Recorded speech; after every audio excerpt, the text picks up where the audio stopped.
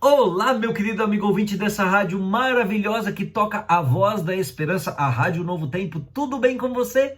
Eu espero que esteja tudo bem com você, sim, e também que você esteja acompanhando o projeto Reavivados por sua palavra, né? Porque a cada dia nós estamos lendo um capítulo melhor do que o outro, hein? É cada provérbio precioso. Escuta só esse aqui.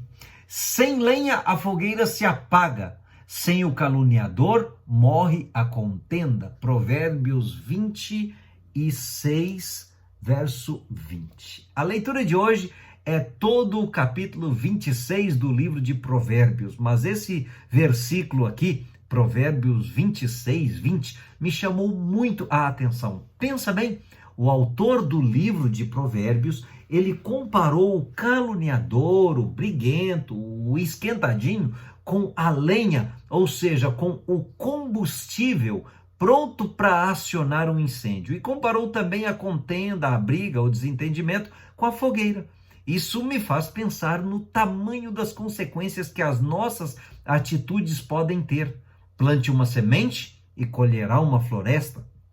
Plante uma pequena intriga e pode ser que chegue a colher a desgraça de muita gente. Ui, credo.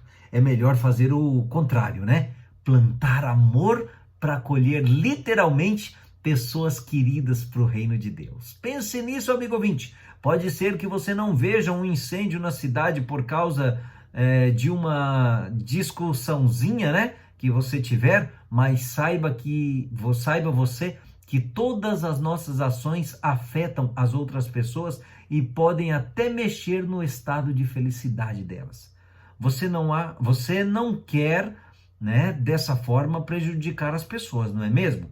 Então, não bote lenha na fogueira. Sempre que aparecer uma desavença, jogue um balde de água fria e aprenda hoje com as observações sobre os insensatos, os preguiçosos e os intrometidos, briguentos, lendo Provérbios capítulo 26, tanto para você se livrar deles, quanto para você saber lidar com eles, quanto também para você não ser um deles, não é mesmo? Faça isso, meu amigo, seja assim e você será feliz. Amém? Que Jesus lhe abençoe ricamente.